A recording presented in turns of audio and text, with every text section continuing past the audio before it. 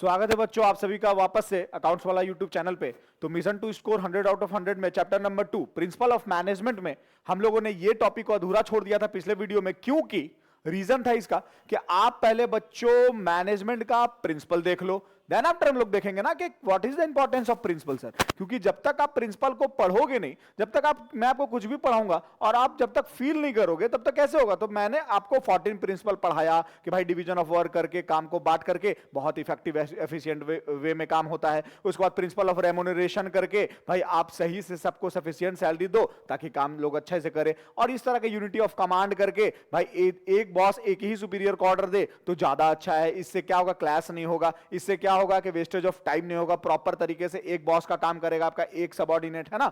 तो इस तरीके का बहुत सारा मल्टीपल प्रिंसिपल यानी कि 14 प्रिंसिपल हमने देखा था हेनरी फ्यूल का। और वो 14 प्रिंसिपल एक मैनेजर अपना मैनेजरियल एक्टिविटी में परफॉर्म करता है ताकि वो उसको इफेक्टिव वे में सारे काम को खत्म कर सके और एफिशिएंट वे में। आफ्टर दैट आप रियलाइज कर चुके हो कि what is the importance of 14 principle, right. तो ये टॉपिक जो है हमारा कि significance of principle of management. तो आओ हम लोग बच्चों स्टार्ट करते हैं। तो पहला हमारा क्या है बेटा, provide useful insight into reality to the manager. जो भी एक मैनेजर सोचता है ना, वो मैनेजर को हकीकत में बदलने में काम आता है 14 प्रिंसिपल से। मैनेजर ने सोचा कि काश आज मेरा काम टाइम पे पूरा हो जाता, तो ये चीज तुम्हारा इंसाइट है। बात समझ में आ रहा है, इंसाइट है तुम्हारा। तो ये रियलिटी में कब होगा, जब तुम काम को बांटोगे। दैट मींस कि तुम डिवीजन ऑफ वर्क करोगे, और डिवीजन ऑफ वर्क ही है प्रिंसिपल का मैनेजमेंट प्रिंसिपल। बात समझ में आ रहा है। तो इस तरीके का हर एक मैनेजर हर एक प्रिंसिपल को इंप्लीमेंट करता है अपने परफॉर्मेंस में ताकि उसका काम सही से हो। तो क्या बोला गया, प्रोवाइड यूजफुल इंसाइट। जो भी एक मैनेजर सोचता है उसको रियलिटी में बदलने का काम मैनेजमेंट प्रिंसिपल करता है। बहुत सिंपल से हम लोग समझेंगे। तो use of this principle increase managerial efficiency. अगर तुम ये 14 प्रिंसिपल का यूज करो तो तुम्हारा मैनेजरियल एफिशिएंसी को बढ़ाता है। By adding to their knowledge, तुम पढ़े 14 प्रिंसिपल बेटा, आपका नॉलेज बढ़ा, आपका क्षमता बढ़ा और आपका समझ बढ़ा, राइट। उसके बाद वेरियस रियल वर्ल्ड सिचुएशन मोर एक्यूरेटली। बात समझ आ रहा है कि आप एक्यूरेट तरीके से किस तरीके से चीजों को मैनेज करोगे, यही है हमारा importance of principle of management. Second आपका, क्योंकि ये एग्जाम में आपके आने वाले सवालों में से एक रहता है कि discuss the significance of management principle, तो पहला आपका ये था। दूसरा बोलता है कि ऑप्टिमम यूटिलाइजेशन होने लगेगा रिसोर्सेज का एंड इफेक्टिव एडमिनिस्ट्रेशन। देखो होता क्या है, दो चीज यहां पे बोला। पहला बोला ऑप्टिमम यूटिलाइज होगा रिसोर्सेज का, यानी कि तुम सही से इंसान प्रिंसिपल ऑफ ऑर्डर हमने पढ़ा था पिछले वाले वीडियो में, जाके देखो डिस्क्रिप्शन में लिंक डला हुआ है। तो प्रिंसिपल ऑफ ऑर्डर में क्या था कि मैन एंड मटेरियल यानी इंसान को और मशीन को सही तरीके से सही जगह पे रखो ताकि उसको ढूंढने में वेस्टेज ऑफ टाइम ना हो। तो तुम क्या किए, सही जगह से रखे, सही जगह पे इंसान को बैठाए, तो उससे क्या हुआ, तुम्हारा यूटिलाइज हुआ रिसोर्सेज का एकदम सही तरीके से। देन आफ्टर 14 प्रिंसिपल पढ़ के एडमिनिस्ट्रेशन भी ना इफेक्टिव वे में काम करने लगा। यार एडमिनिस्ट्रेशन का मतलब जो टॉप लेवल के मैनेजर्स है उन्होंने ये सारे 14 प्रिंसिपल को एक्वायर किया और वो मतलब और उसको फिर आर्टिस्ट की तरह, क्योंकि नेचर ऑफ मैनेजमेंट हमने पढ़ रखा है कि management as a science principle profession and art. तो वो जब साइंस की तरह मैनेजमेंट प्रिंसिपल को पढ़ा तो आर्टिस्ट की तरह आर्ट भी करेगा ना। बात समझ में आया। तो क्या बोला गया, principle of management helps the manager to foresee the cause and effect relationship. भाई साहब वो क्या कर लेता है ना कि देख लेता है कि इसका क्या कॉज एंड इफेक्ट रिलेशनशिप निकल करके आने वाला, कि हम एक प्रिंसिपल का इंप्लीमेंटेशन कर रहे हैं तो क्या इसका अफेक्ट होने वाला है, what will be the effect of their decision and reduce wastage associated with the trial and error approach. भाई साहब जो भी उसका एरर आ रहा है या जो भी दिक्कतें आ रही हैं वो सबको सुधारने का काम करता है आपका मैनेजमेंट प्रिंसिपल, राइट। तीसरा क्या बोलता है बेटा, साइंटिफिक डिसीजन। आप कुछ भी इधर उधर की बात ना सुन करके आप हर चीज में ना साइंस लगाने लग जाते हो, साइंटिफिक डिसीजन लेने लग जाते हो कि नहीं हम काम को नहीं बांटेंगे, हम अकेले कर लेंगे। साइंस ये नहीं बोलता है। आप गुस्से में आए, अपने सारे मैनेजर को आपने भगा दिया कि जाओ तुम्हारा मेरा कोई जरूरत नहीं है, मैं खुद से कर लूंगा। क्या साइंस बोलता है क्या ये? क्या आप खुद से 5 लाख टी शर्ट बना सकते हो क्या? नहीं ना। तो आप साइंटिफिक डिसीजन लोगे, आप इधर उधर की बातों नहीं सुनोगे, ब्लाइंड फेथ किसी पे नहीं करोगे। तो क्या बोला गया, principles of management helps in taking decision scientifically based on logic and objective. जिसका कोई मतलब हो, लॉजिक हो, है ना, इनलॉजिकल डिसीजन नहीं लोगे, और जिसका कुछ मीनिंग मोटिव निकल कर गया, that is objective assessment of situation, जो तुम्हारा सिचुएशन है, rather than blind faith and personal prejudice. This, यानी बोला गया कि आप किसी भी चीजों पे ब्लाइंड फेथ करना बंद कर दोगे, और वही होना चाहिए। एक मैनेजर को साइंटिफिक डिसीजन ही लेना चाहिए कि जो भी हम काम करने वाले हैं, कर रहे हैं, जो भी डिसीजन ले रहे हैं, इसका what will be the effect, है ना। चलो, उसके बाद फोर्थ नंबर बेटा, meeting requirement of changing environment. देखो आज के डेट में ना मैनेजमेंट क्या डायनेमिक है, हमेशा चेंज होता रहता है। पहले कुछ किसी और तरीके का मतलब मैनेजमेंट चलता था, आज किसी और टाइप का मैनेजमेंट चल रहा है। पहले हॉस्पिटल्स वगैरह था, आज का हॉस्पिटल्स तुम देख लो, पहले स्कूल्स थे, आज का स्कूल्स देख लो। मैनेजमेंट डायनेमिक है, per day back to back 10 20 50 सालों में काफी ज्यादा चेंजेस आया है। बात समझ में आ रहा है। तो यहां पे बोलता है कि मैनेजमेंट, एक मैनेजर ना डायनेमिक एनवायरमेंट के अकॉर्डिंग अपने मैनेजरियल एक्टिविटी को परफॉर्म करता है। तो क्या बोला गया, principle of management are modified, तुम इसको मॉडिफाइड कर सकते हो, to help the managers to meet the requirements of changing environment, कि जैसा चेंज हमारा एनवायरमेंट वैसा हमारा काम। तो कब आप इस तरह से काम करोगे, जब आप 14 प्रिंसिपल अच्छे से पढ़े हुए रहोगे, राइट। तो ये है हमारा फोर्थ। फिफ्थ क्या बोलता है बेटा, फुलफिलिंग सोशल रिस्पॉन्सिबिलिटी। देखो मैनेजमेंट, सोसाइटी से हम लोग जो सोशल रिस्पॉन्सिबिलिटी है, वो वर्ड कहां से आया, ये सेंटेंस कहां से आया, देखो ध्यान से समझना। आपने 14 प्रिंसिपल पढ़ा था ना, क्या था वहां पे बेटा, प्रिंसिपल ऑफ रेमुनरेशन। तो रेमुनरेशन में किसके बेनिफिट का बात हुआ, इंप्लॉय का। प्रिंसिपल ऑफ इनिशिएटिव, वहां पे क्या था कि ईच एंड एवरी इंप्लॉय को लेकर के आना है, और जब भी प्लान एंड पॉलिसी बनाना है तो उसका भी ओपिनियन लेना है, उसका भी सजेशंस लेना है। बात समझ, उसका ग्रीवेंसेस पे फोकस करना कि क्या उसका कंप्लेन आ रहा है, क्या उसका दिक्कत आ रहा है ना। तो ये सब चीजें ना इंप्लॉय के बेनिफिट के लिए कुछ प्रिंसिपल्स थे। तो इंप्लॉय अल्टीमेटली कहां से बिलोंग करता है, तो हमारा सोसाइटी से बिलोंग करता है। इसीलिए क्या लिखा हुआ है, fulfilling the social responsibility, right. तो क्या बोला गया, the management principle have been developed in such a way that they help to fulfilling social responsibility of the organization. क्योंकि इंप्लॉयज खुश तो सब खुश, कोई दिक्कत नहीं सर। चलो बढ़ते हैं आगे, आई थिंक लास्ट हो गई है। Management training, education and research. Proper तरीके से principle of management are basis of management theory. देखो ये ना कोई तुक्का नहीं है, ये एक थ्योरेटिकल नॉलेज है। बात समझ रहा है, that is a part of science, right, which are use in training, जो कि आर्ट की तरह यूज होता है, मोटिवेशन, रिसर्च एंड डेवलपमेंट। होता क्या ना बेसिकली कि एक मैनेजर जब 14 प्रिंसिपल पढ़ के फुल ट्रेंड हो जाता है, तो वो अपने जितने भी सबऑर्डिनेट है, जितने भी उनके अंडर में वर्कर काम कर रहे हैं, वो सबको मोटिवेट करना स्टार्ट कर देता है कि भाई साहब आप इस तरीके से काम करो, आपका बेनिफिट ये है, आपका मतलब समझ लो फ्यूचर ये है। तो आप लोगों को ना समझाने लग जाते हो, क्योंकि आप थ्योरेटिकल नॉलेज को गेन कर चुके और अपने मैनेजरियल एक्टिविटी में आप चीजों को इंप्लीमेंट कर रहे हो परफॉर्म के दौरान, राइट। तो बताओ कोई दिक्कत। तो ये था आपका scientific significance of principle of management, ये था आपका हेनरी फ्योल का। कोई दिक्कत आई थिंक नहीं हुआ होगा सर। नाउ अब हम लोग का जो टॉपिक आने वाला है,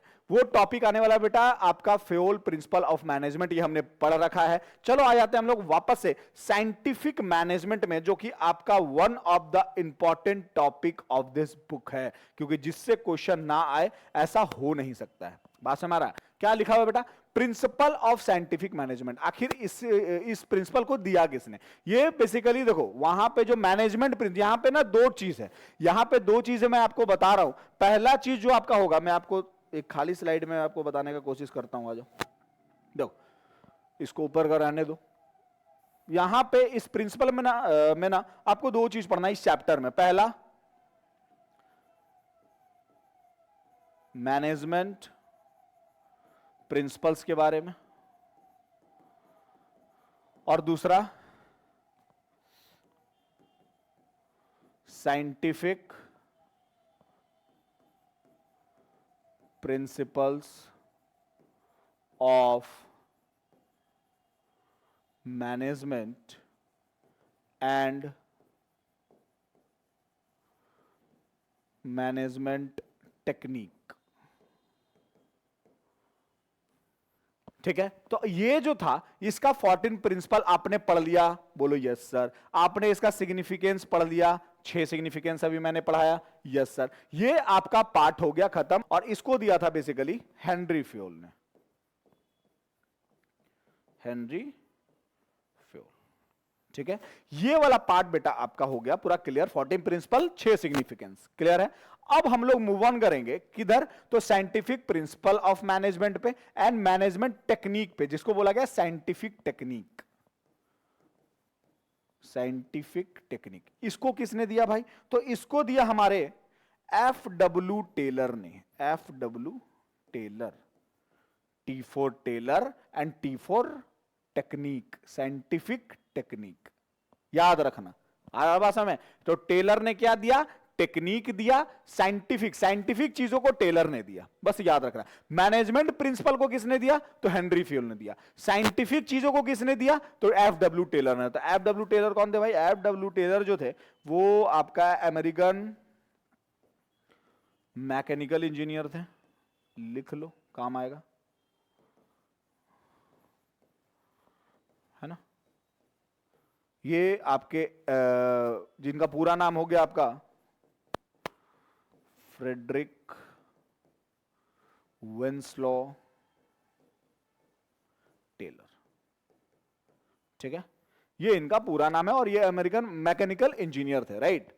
इनका 1856 में बर्थ भी हुआ था, आप लिख सकते हो अगर आ गया एमसीक्यू वगैरह में तो। चलो, ये थे आपके F.W. टेलर, जिन्होंने साइंटिफिक चीजों से ऑर्गेनाइजेशन को मैनेज करना चाहा, है ना, और सक्सेस भी हुए। तभी आज के डेट में दुनिया इनके बारे में पढ़ रही है ना। ये क्या बोलते थे? इनका साफ सुथरा डेफिनेशन था। अगर आपके एग्जाम में अगर आ जाता है कि define scientific principle of management, तो सिंपल सा इनका डेफिनेशन लिखना है बेटा कि application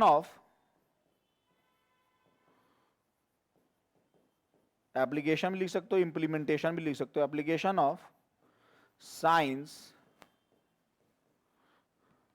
on each and every elements of management.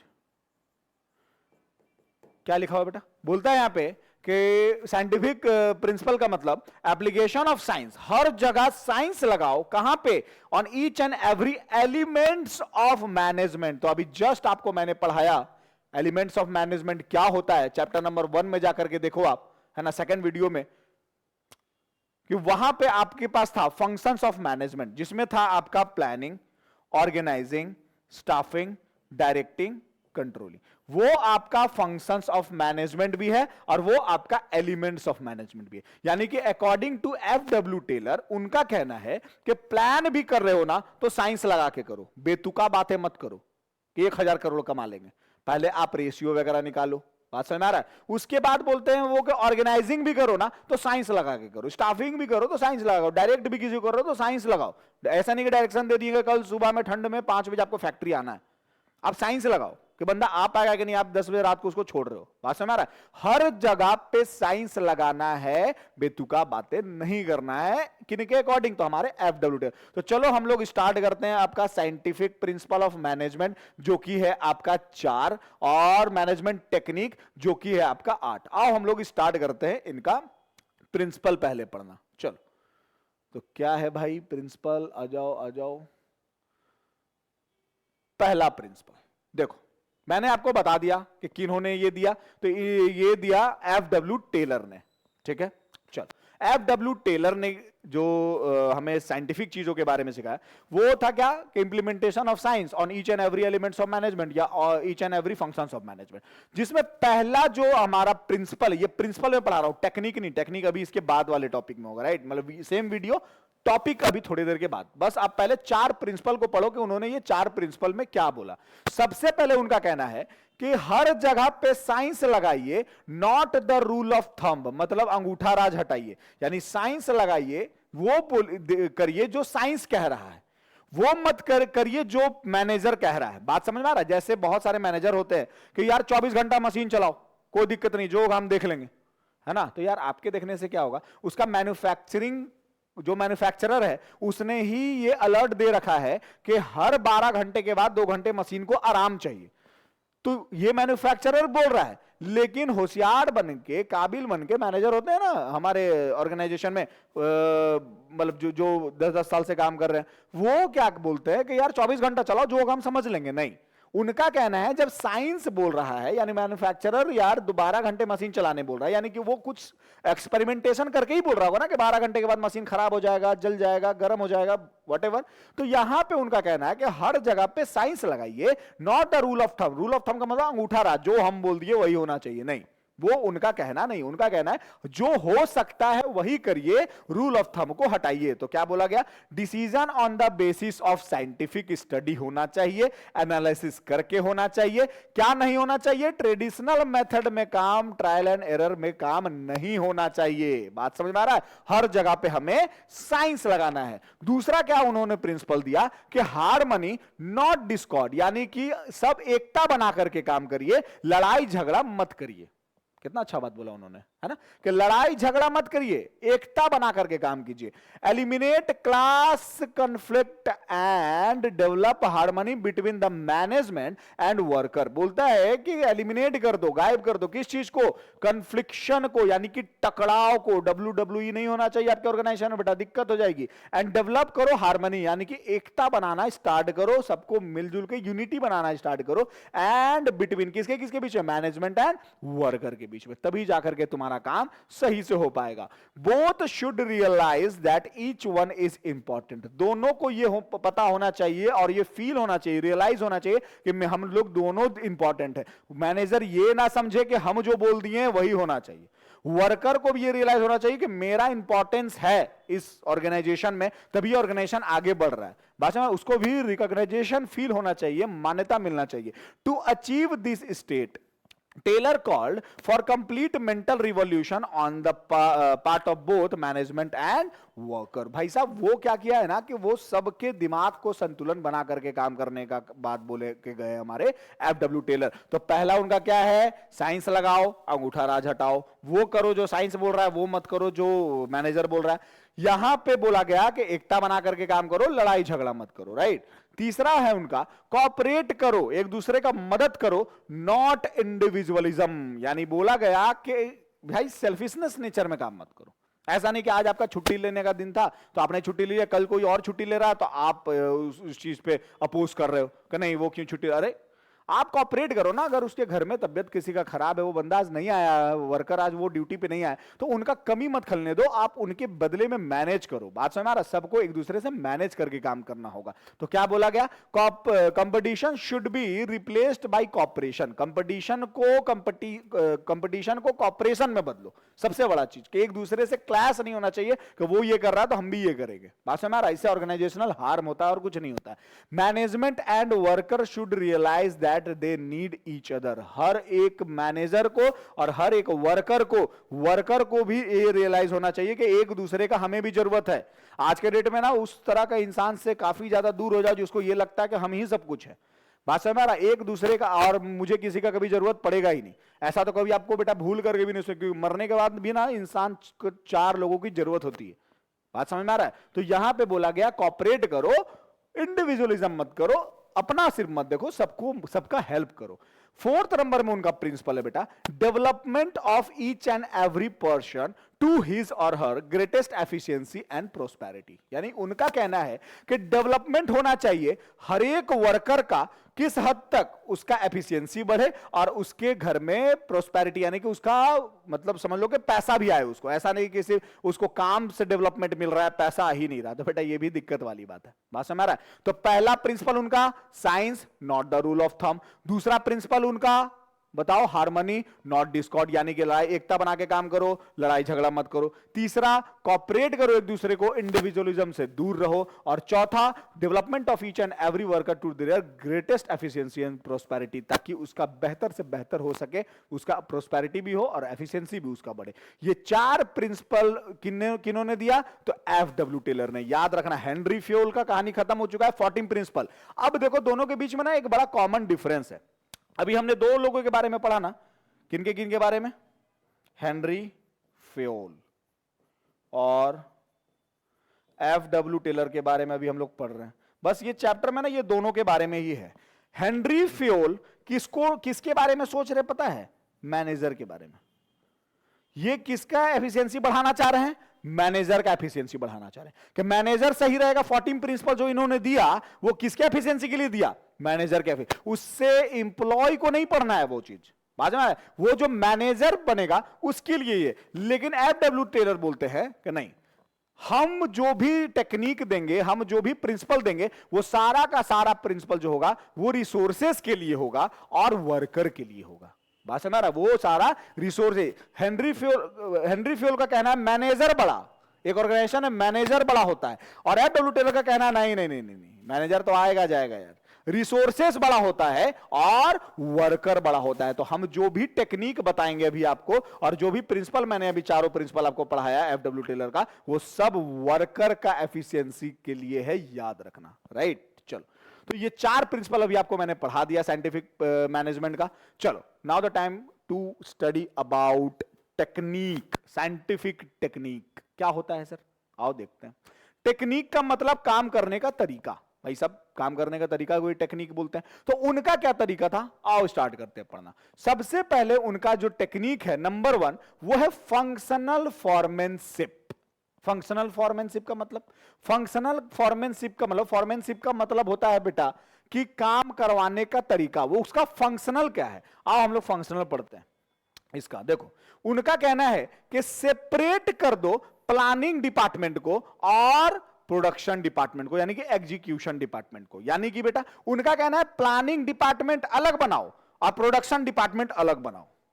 Planning department वाला सिर्फ प्लान करेगा, प्रोडक्शन डिपार्टमेंट वाला उसके अकॉर्डिंग, प्लान किया हुआ प्लान के अकॉर्डिंग प्रोडक्शन करेगा। तभी जाकर के तुम्हारा ऑर्गेनाइजेशन सही तरीके से चल पाएगा। तो आओ हम लोग फंक्शनल फॉर्मेनशिप को, आपको अगर आपके परीक्षा में पूछे जाने वाले सवालों में से एक है, इसको चांद सितारा बना लो, आपको जो भी बनाना है। तो इसको कैसे हम लोग एग्जाम में सर लिखेंगे? वेरी वेरी इंपॉर्टेंट क्वेश्चन है बेटा, इसका स्क्रीनशॉट ले लो अगर आप लोग लोगे तो। इस तरीके का आपके बुक में भी दिया हुआ है, नोट्स वगैरह सब में है। देखो, यहां पे बोला गया कि फंक्शनल फॉर्मेनशिप को उन्होंने 2 पार्ट में बांट दिया। पहला प्लानिंग डिपार्टमेंट और दूसरा प्रोडक्शन डिपार्टमेंट, है ना। अब देखो प्लानिंग डिपार्टमेंट में उन्होंने क्या बोला? सबसे पहले 4 कलर को यहां पे उन्होंने रखा। सबसे पहले route clerk, instruction card clerk, time and cost clerk and discipline clerk. देखो चारों कलर का अपना अपना काम क्या है। प्लानिंग डिपार्टमेंट में सिर्फ प्लानिंग होगा। रूट कलर मतलब नाम से क्लियर है, रूट रास्ता बताएगा कि कैसे क्या करना है। बात समझ आ रहा? रूट कलर क्या करेगा? रास्ता बताएगा कैसे क्या करना है। इंस्ट्रक्शन कार्ड कलर का और रूट कलर का कॉम्बिनेशन से, कोलैबोरेशन से प्लान तैयार होगा। इंस्ट्रक्शन कार्ड कलर हो सकता है बोलेगा नहीं नहीं HDFC से लोन मत लो, SBI से लोन लो। छोटा सा एग्जांपल, बात समझ रहा है? ये क्या हुआ? ये इंस्ट्रक्शन देना हुआ। तो इंस्ट्रक्शन कार्ड कलर और रूट कलर दोनों मिलकर क्या बना रहा है? प्लान बना रहा है। बात समझ रहा है? तीसरा नंबर का जो इंसान होगा, जिसका नाम रखा गया टाइम एंड कॉस्ट कलर, ये क्या करेगा कि कितना टाइम लगना चाहिए? 5 दिन लगना चाहिए, 5 डेज। और एक यूनिट को बनाने में 500 रुपया कॉस्ट से ज्यादा नहीं आना चाहिए। ये प्लानिंग किसने किया?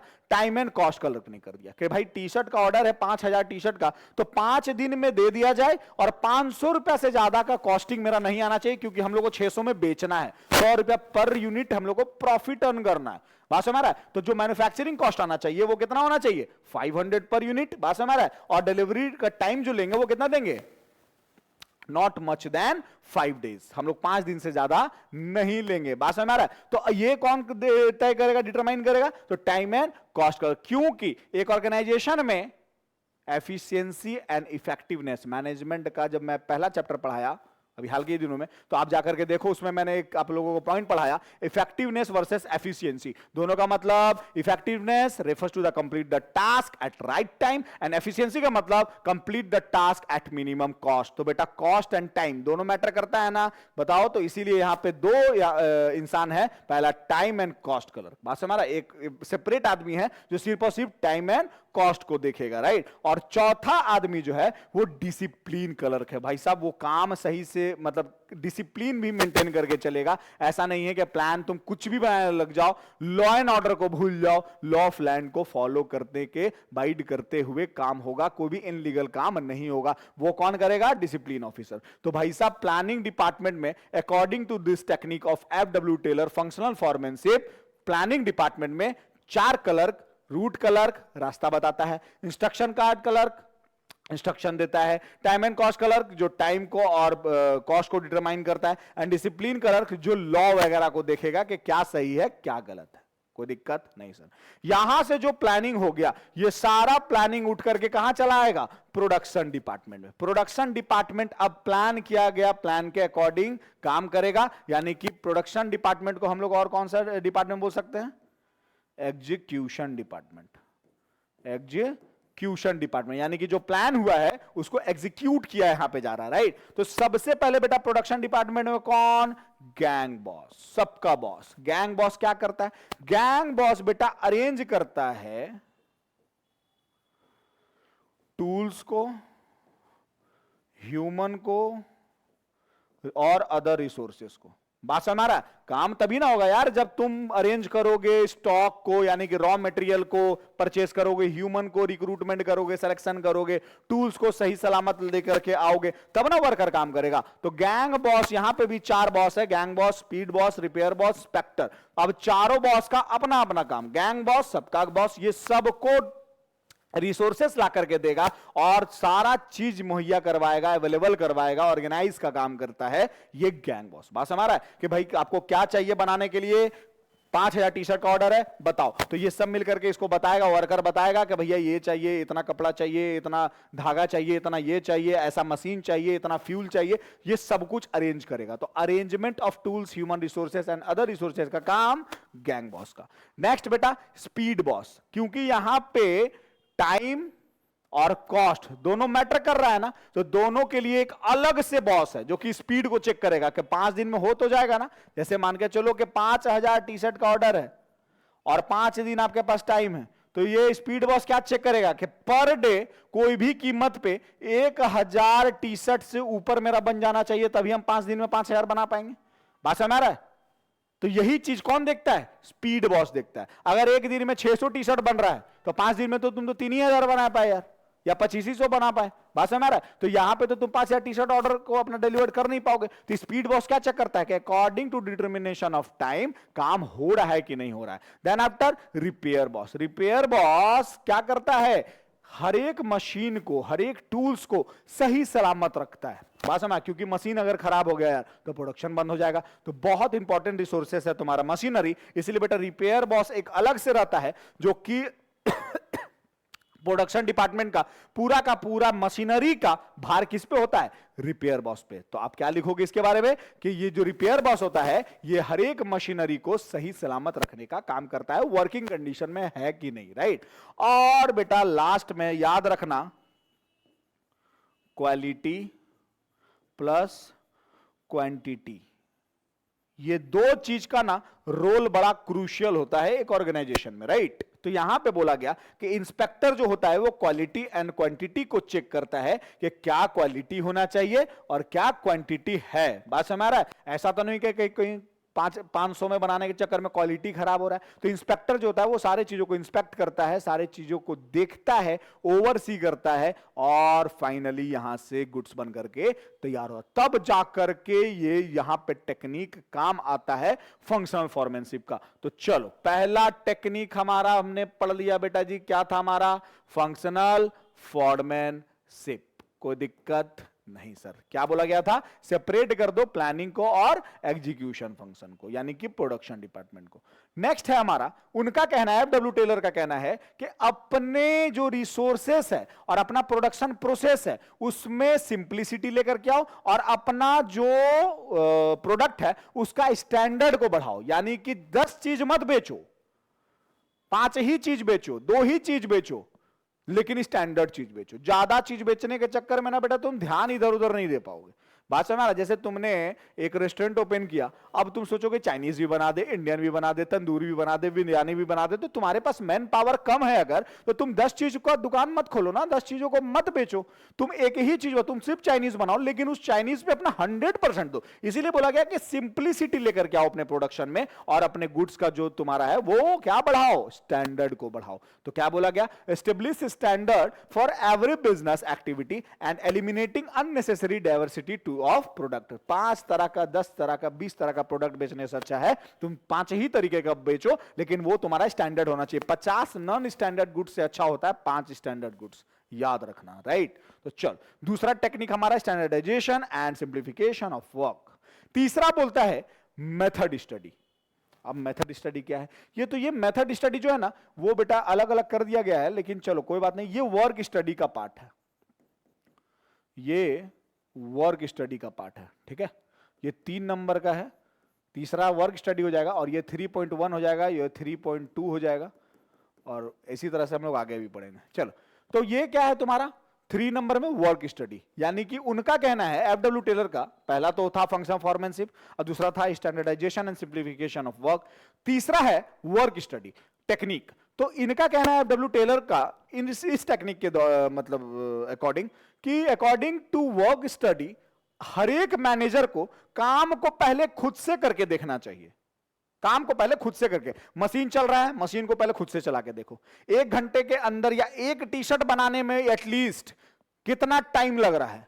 बात समझ रहा है? एक टी शर्ट बनाने में अगर तुम्हें आधा घंटा लग रहा है, तुम ट्रेंड मैनेजर हो, तो वर्कर को बहुत ज्यादा लगेगा, तो तुमसे 2, 5, 10 मिनट ज्यादा लगेगा, क्योंकि तुम तो ट्रेंड मैनेजर हो यार।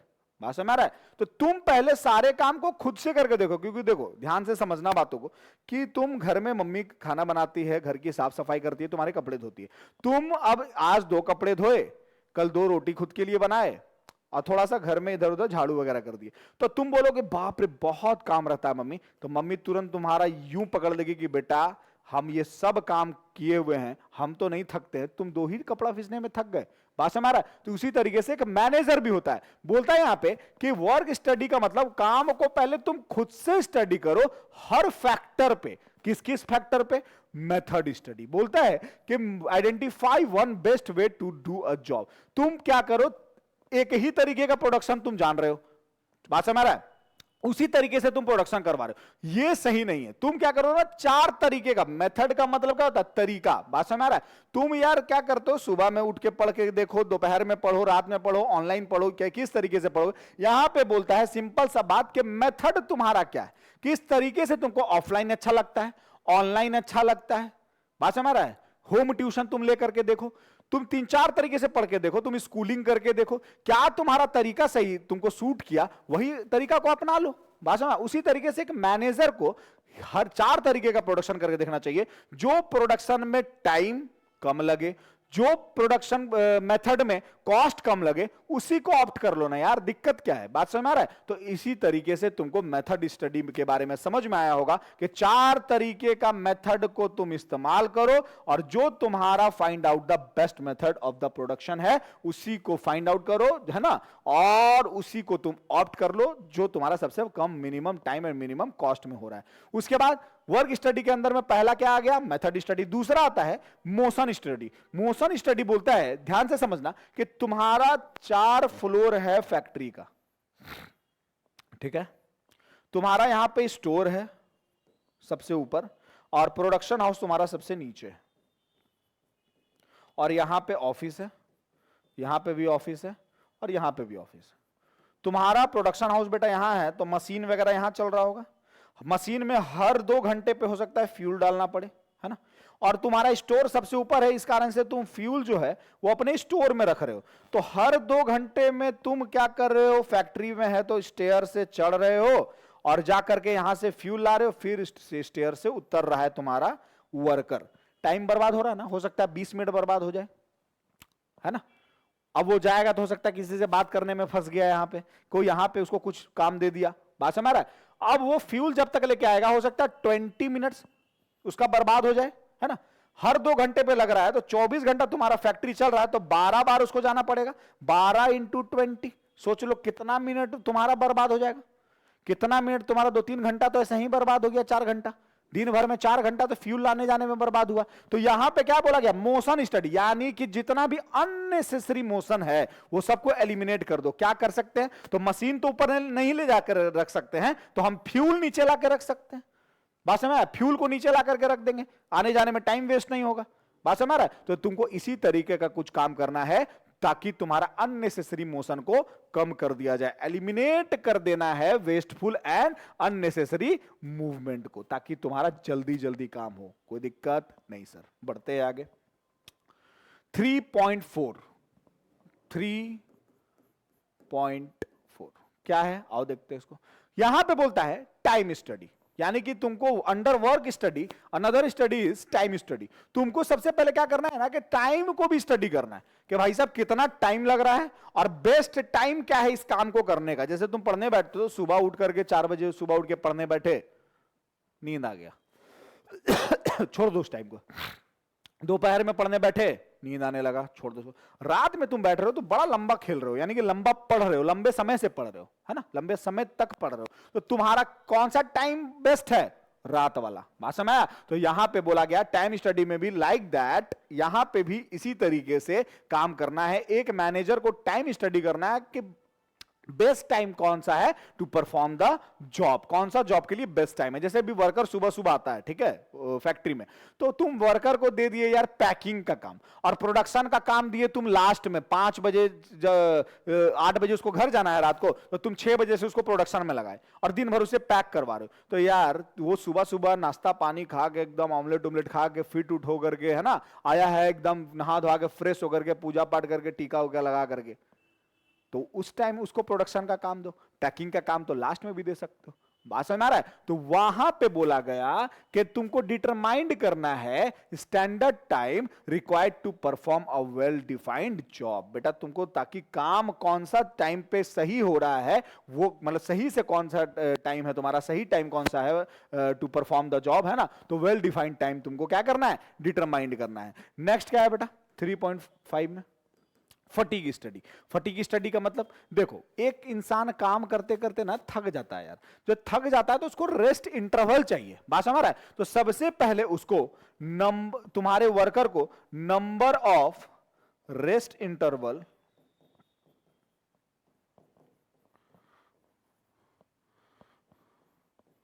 ड्यूरेशन ऑफ रेस्ट इंटरवल और फ्रीक्वेंसी ऑफ रेस्ट इंटरवल चाहिए। याद रखना, मतलब कि तुमको अपने वर्कर को रेस्ट भी देना है तो कितना बार देना है? दिन भर में 3 बार देना है।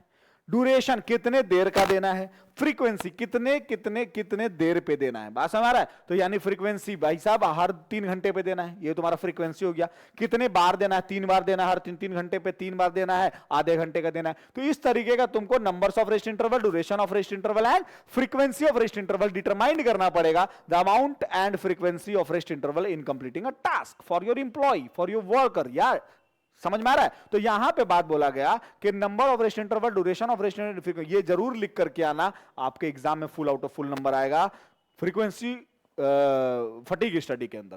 क्लियर है? चलो नेक्स्ट। नेक्स्ट 2 टेक्निक बचा हुआ है, differential piece wages system and mental revolution. देखो दोनों का मतलब क्या होता है। डिफरेंशियल पीस वेजेस सिस्टम बोलता है कि यहां पे प्राइस भी लिख सकते हो तुम, डिफरेंशियल प्राइस वेजेस सिस्टम। अलग अलग एक तरह का सैलरी सबको मत दो। बात हमारा, एक तरह का सैलरी सबको नहीं देना है। तुम एक सबको अलग अलग, जो जितना ज्यादा काम कर रहा है उसको ज्यादा सैलरी दो, जो कम काम कर रहा है उसको कम सैलरी दो। क्यों? ज्यादा काम करने वाले को ज्यादा सैलरी मिलेगा ना बेटा, तो वो खुद मोटिवेट रहेगा कि और ज्यादा करेंगे तो और ज्यादा कमाएंगे। बात समझ आया? तो कम करने वाले को तुम कम सैलरी दोगे तो वो मोटिवेट रहेगा ज्यादा सैलरी वाले को देख करके कि यार राम को आज इतना पैसा मिला।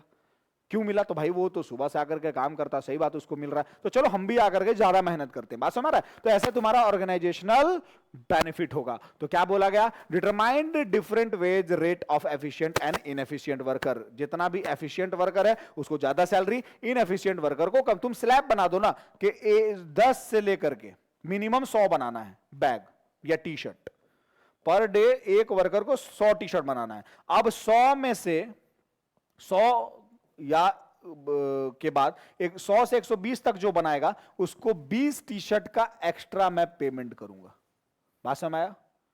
120 से लेकर के 140 तक जो बनाएगा उसको मैं 40 का एक्स्ट्रा पेमेंट करूंगा। इस तरीके का तुमको क्या करना है? एक स्लैब डिसाइड कर देना है। तो ये ज्यादा पैसा कमाया, ये कम कमाया, ये ज्यादा कमाया, ये कम कमाया। इस तरीके से क्या होगा कि एक दूसरे को देख करके सब लोग मोटिवेट होंगे। जो ज्यादा कमा रहा है वो हमेशा और ज्यादा कमाना चाहेगा, जो कम कमा रहा है वो ज्यादा कमाना चाहेगा। Right? Mental revolution according to this technique of FW Taylor, इनका कहना है कि हमें को हर वर्कर का दिमाग में कुछ ना कुछ चलता है। चलता है मतलब सर कि यार वो घर से आया है, पिट के आया है, पिटा करके आया है, क्या करके आया है, उसके दिमाग में क्या चल रहा है।